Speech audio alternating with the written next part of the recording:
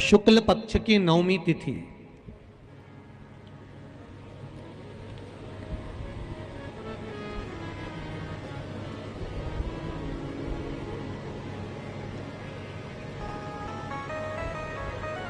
पीला चंदन घिसकर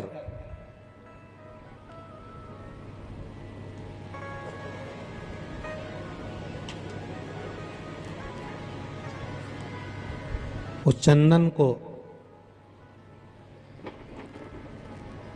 एक सुंदर पीपल का कोमल पत्ता मतलब एकदम, एक तो पीपल का होता है कड़ला पत्ता, एकदम कड़क हो जाता है, और एकदम होता है कोमल पत्ता।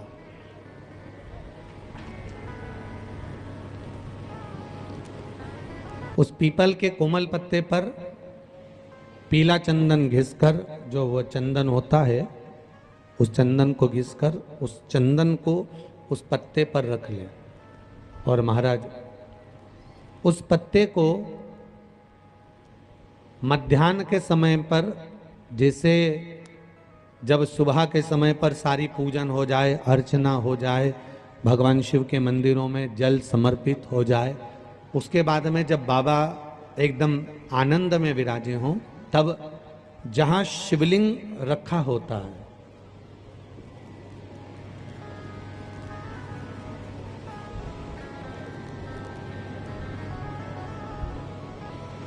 जैसे ये शिवलिंग है और ये कटी भाग जहां शिवलिंग रखा हुआ है, इस कटी भाग पर जहां शिवलिंग रखा है उसके पास में ही 3 उंगलियों से चंदन का लेपन उस कटी भाग पर करना है। जो उंगलियां लगी रहेगी उसी को अशोक सुंदरी वाली जगह पर स्पर्श करना है, और अशोक सुंदरी वाली जगह पर स्पर्श कर कर कुछ देर तक चंदन लगे रहने देना है। उसके बाद में उस चंदन को वापस निकाल कर लेकर आना है। कटी भाग पर जो लगाया गया है उसको भी निकाल कर वापस लेकर आना है।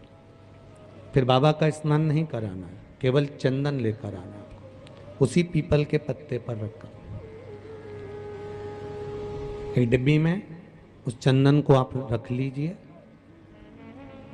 कुछ दिन जिसकी नेत्र ज्योति कमजोर है, चश्मा लग रहा हो, श्रवण शक्ति कमजोर हो, सुनाई कम दे रहा हो, उसके कंठ से इस ठोड़ी तक उस चंदन का तिलक लगाना प्रारंभ कर दीजिए, और नेत्रों के नीचे थोड़ा सा वो चंदन लगाना प्रारंभ कर दीजिए। लगभग 20 से 22 दिन तक आप उसका प्रयोग करिए, और एक रुद्राक्ष का जल शिव को समर्पित कर कर उस जल का आचमन करना प्रारंभ कर लीजिए। लगभग 22 दिन लगेंगे। धीरे धीरे फिर जाकर डॉक्टर को जांच करा लेना, नेत्र की ज्योति बढ़ना प्रारंभ हो गई है। पर विश्वास के साथ में, भरोसे के साथ में, क्योंकि सबसे मूल अगर कुछ है तो विश्वास मूल है। मानो तो मैं गंगा मां हूं, और ना मानो तो बहता पानी। अगर आपका विश्वास प्रबल होगा, भरोसा अगर प्रबल होगा, विश्वास अगर प्रबल होगा तो भगवान मिलेगा, और अगर विश्वास नहीं है तो परमात्मा नहीं मिल सकता। अगर शरीर में कहीं पथरी भी आ गई है ना, कहीं नेत्रों में अगर ज्योति कमजोर पड़ रही है, जाले पड़ने लगे, चश्मा बढ़ने लगा, रात को आंखों में जलन होने लगी, रात को नींद नहीं आ रही है, जो दुर्वा होती है, इस दुर्वा को तोड़ लाओ। जहां पर अशोक सुंदरी का स्थान होता है, जहां पर भराओ शार्पना दीजिए। अशोक सुंदरी का जो स्थान होता है, उस अशोक सुंदरी के स्थान पर उस दुर्वा को रख दो, और कुंदकेश्वर महादेव का नाम लो। कौन से महादेव का नाम लेना है? कुंदकेश्वर। उस दुर्वा को उठा कर लिया, उस दुर्वा को लेकर आओ। लगभग 25 दुर्वा लेना, उसको लेकर आइए। सुबह सुबह कुंदकेश्वर महादेव का नाम लेकर उसको खाना प्रारंभ कर दीजिए। एक दुर्वा रोज खाओ। जो पथरी है या नेत्रों में तकलीफ है या कोई ना कोई रात्रि को नींद नहीं आना, बेचैनी हो जाना, घबराहट होना, धीरे धीरे धीरे धीरे 20 दिन की वो दुर्वा है, 20 दुर्वा एक एक दिन खाना चालू करो। 4 या 5 दिन लगेंगे, अपने आप आपको कोई गोली खाने की जरूरत नहीं पड़ेगी, नींद अपने आप आना प्रारंभ हो जाएगी और बेचैनी। अशोक सुंदरी वाली जगह पर दुर्वा समर्पित कर कर कुंदकेश्वर महादेव का नाम लेकर, कौन से महादेव? कुंदकेश्वर महादेव का नाम लेकर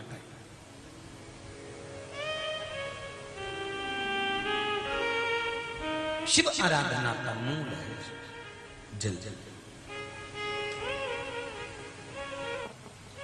मेरी माताओं से, मेरे भाइयों से लाखों करोड़ों लोग शिव महापुराण की कथा यो आस्था चैनल पर और फेसबुक यूट्यूब पर सुन रहे हैं, उनसे भी कहूंगा, अगर लक्ष्मी नहीं आ रही, संपदा नहीं आ रही, व्यापार नहीं चल रहा, तकलीफ बहुत ज्यादा हो रही है, कष्ट पर कष्ट बढ़ रहा है, कोई अच्छा कर्म हो ही नहीं रहा, एक बीते से नाप कर छोटा सा सफेद वस्त्र ले लो।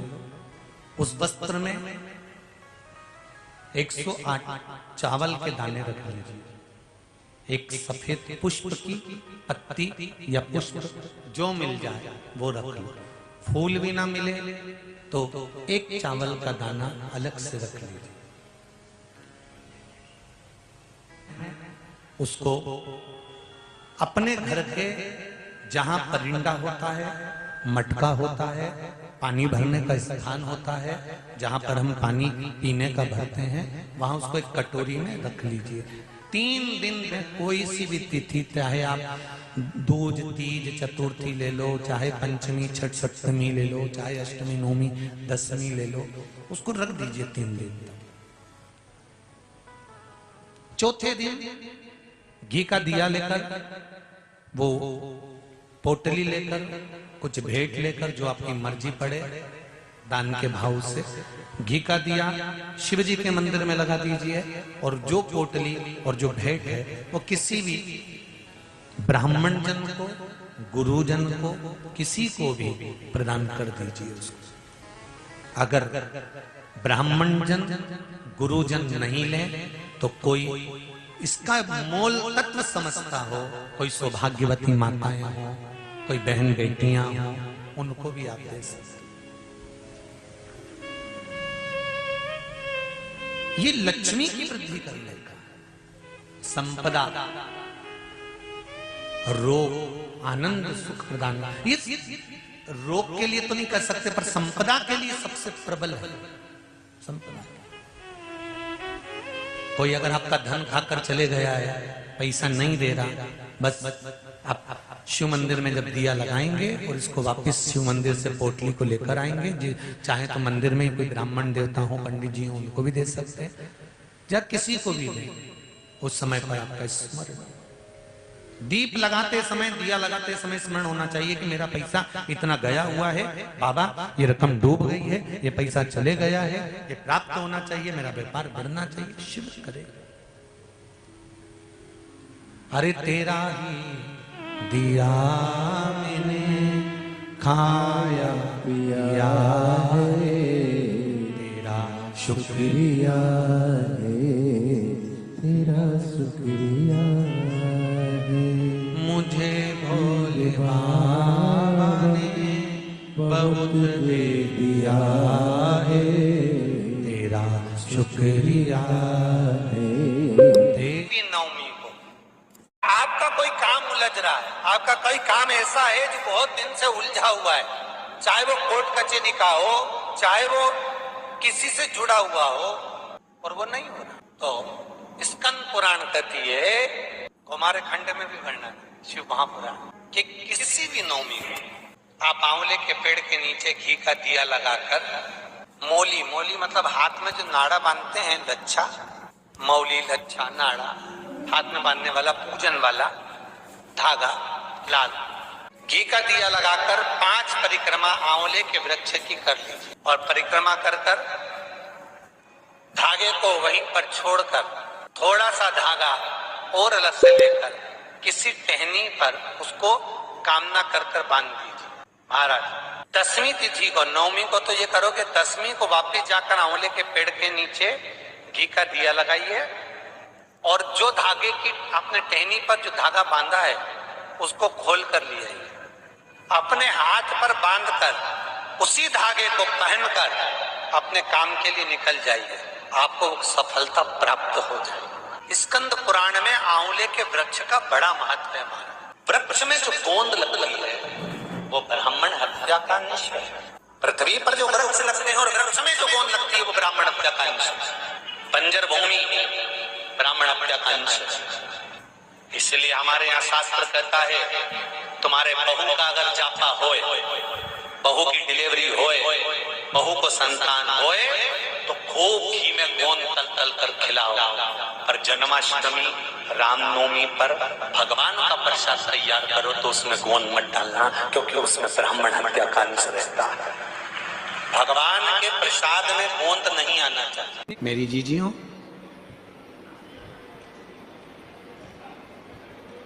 कभी कभी जिस व्यक्ति के शरीर का ताप नहीं उतर रहा, ताप मतलब बुखार, बुखार उतर ही नहीं रहा, डॉक्टर अपना काम कर रहे हैं, उनको करने दो, क्योंकि डॉक्टर शिव का रूप है। डॉक्टर दवाइयां दे रहे हैं, देने दो, डॉक्टर शंकर का रूप है। वो जांच का बोले जांच कराओ, दवाई का बोले दवाई खाओ, सब कुछ करो। उसके बाद भी अगर आधी रात को कोई डॉक्टर नहीं मिल रहा है और बहुत तेज बुखार शरीर में चढ़ गया है, बहुत तेज बुखार चढ़ गया, बहुत तेज। महाराज, एक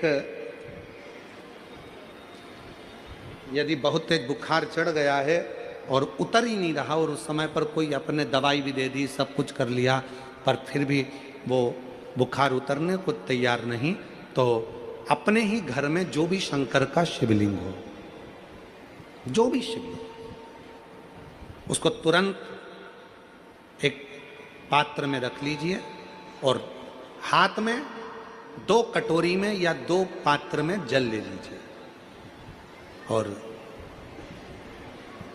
भगवान शंकर का नटराज रूप का दर्शन करिए।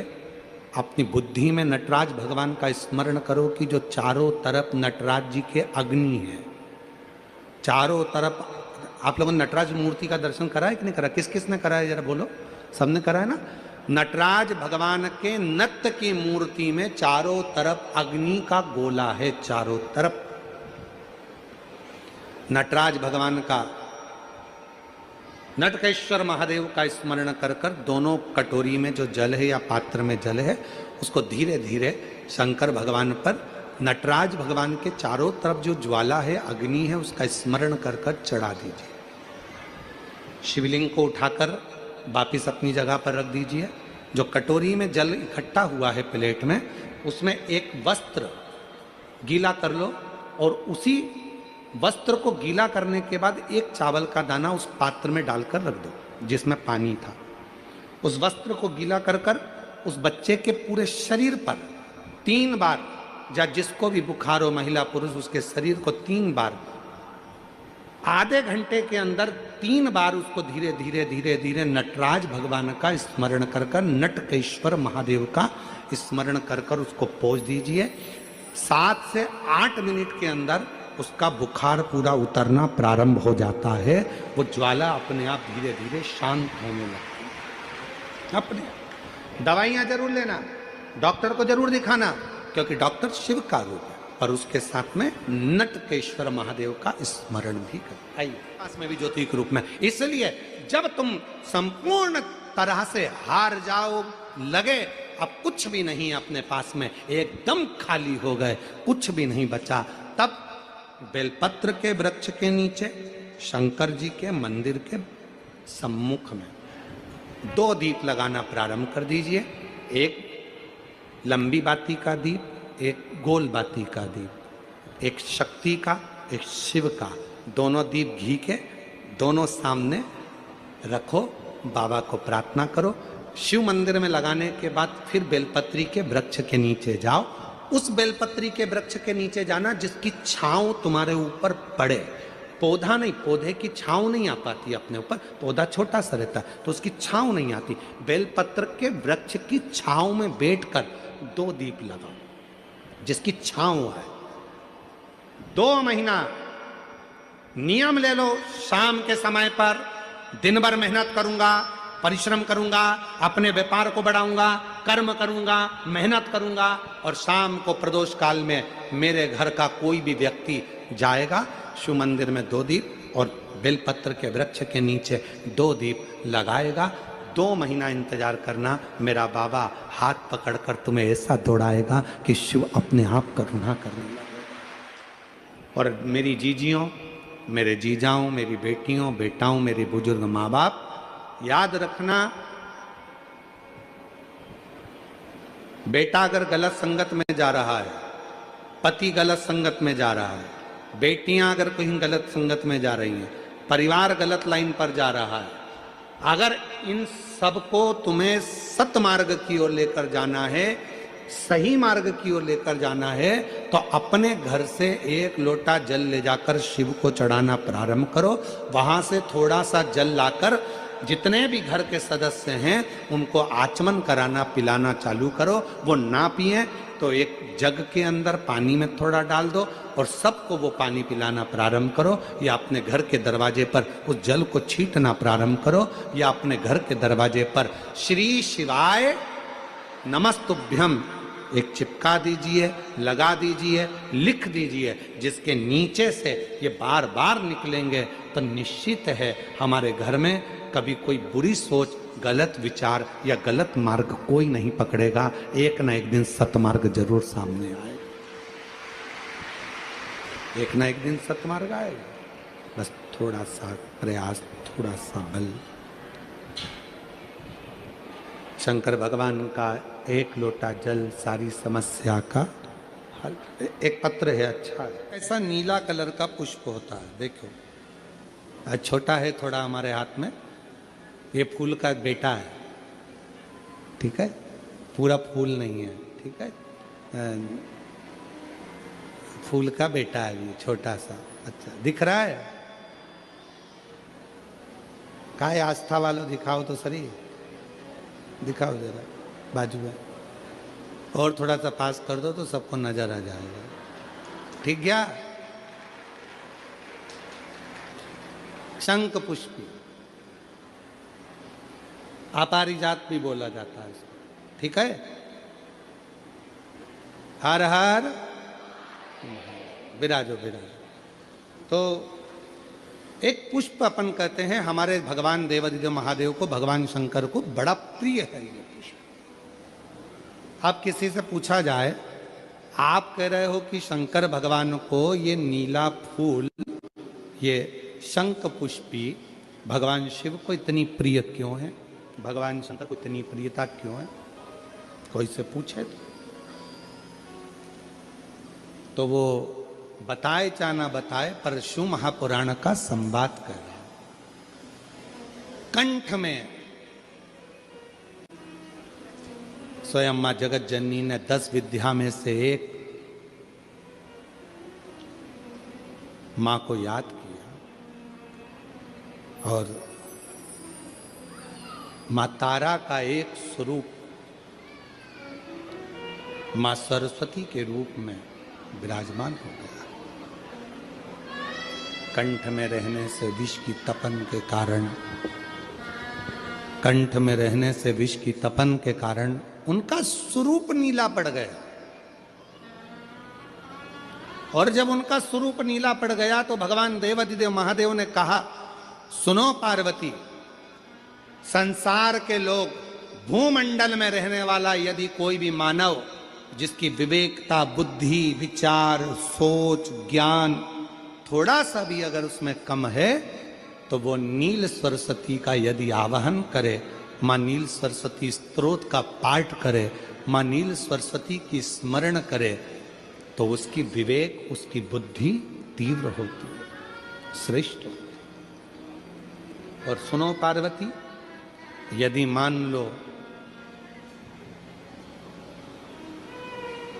कोई मां नील सरस्वती का स्तोत्र का पाठ नहीं कर पाए, आराधना नहीं कर पाए, साधना नहीं कर पाए, स्मरण ना कर पाए, अगर कोई बच्चा एक शंख पुष्पी पुष्प को समर्पित कर कर जलाधारी पर, और एक लोटा जल यदि वो समर्पित करता है और उस जल का आचमन कोई बच्चा नित्य प्रति करता है, तो वो बच्चा धीरे धीरे विद्वत्ता धारण करता ही जाता है। जो याद करता है वो भूलता नहीं। ये मां नील सरस्वती की कथा।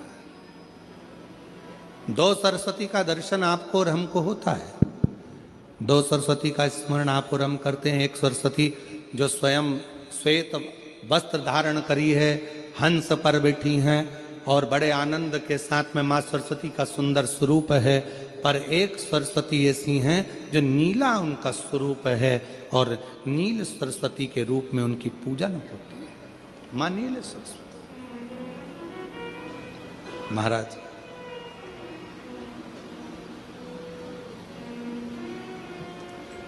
जैसे कोई कोई बच्चे ऐसे होते हैं कि जन्म लेने के बाद में उनकी राल टपकती रहती है, विद्वान नहीं हो पाते, पलंग पर पड़े रहते हैं, पांव हाथ काम नहीं करते हैं और डॉक्टरों का इलाज चलता रहता है, पर वो बच्चों की मुख से राल टपकती रहती है, विद्वत्ता नहीं रहती, माइंड थोड़ा सा कमजोर होता है और शरीर भी उनका थोड़ा शिथिल रहता है। शरीर तो कई लोग कह देते हैं कि ये बच्चा थोड़ा जल्दी जन्म ले लिया इसलिए ऐसा हो गया, प्रीमेच्योर हो गया, ऐसा हो गया, वैसा हो गया। दवाइयाँ भी चलती हैं, इलाज भी चलता है, पर उसका कोई लाभ नहीं मिल पाता और वो बच्चा पलंग पर पड़ा रहता है, राल टपकती रहती है, बुद्धि काम नहीं करती।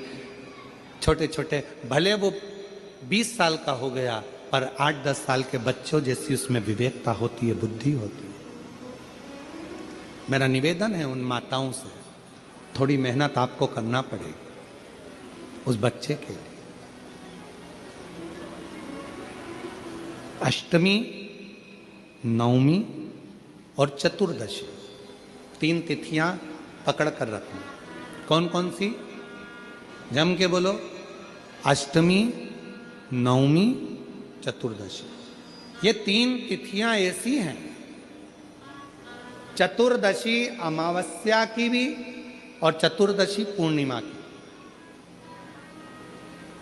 अष्टमी नवमी अमावस्या की भी और अष्टमी नवमी पूर्णिमा की। ये वो तिथियां हैं जिन तिथियों में मां नील सरस्वती का स्तोत्र का पाठ कर कर एक शंख पुष्पी पुष्प, एक अपारिजात का पुष्प जलाधारी पर रखकर 7 बार अगर जल का पात्र से जल चढ़ाया जाए और उसी जल को कटोरी में झेल लिया जाए, उस जल को 3 दिन तक लगातार यदि सुबह दोपहर शाम रोज उस बच्चे को देना चालू करिए, उसके हाथ पैर भी काम करना प्रारंभ करेंगे, उसकी बुद्धि भी काम करना प्रारंभ करेगी।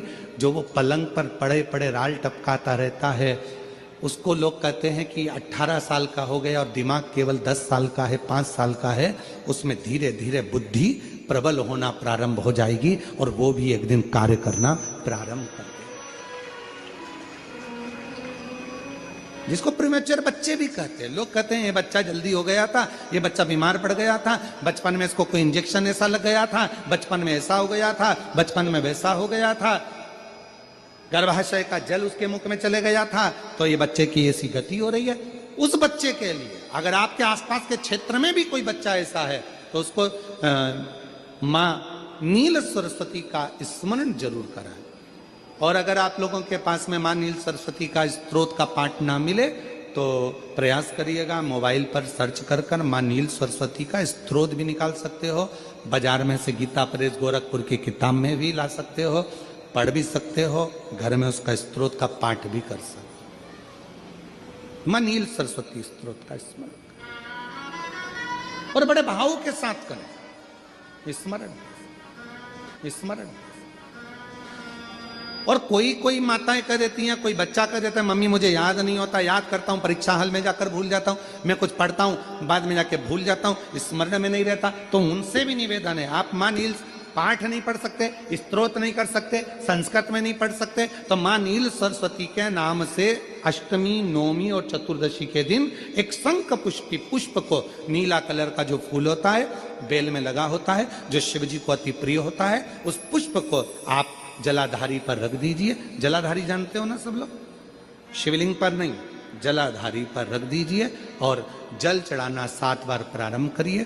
बाबा देव अधिदेव महादेव आपको याददाश्तता में प्रवर करेगा। परीक्षा हॉल में जितना तुम याद कर कर गए हो, अच्छी मेहनत कर कर गए हो, तो भूलोगे नहीं, तुम्हारी बुद्धि तीव्र होती चली जाएगी, प्रबल होती चली।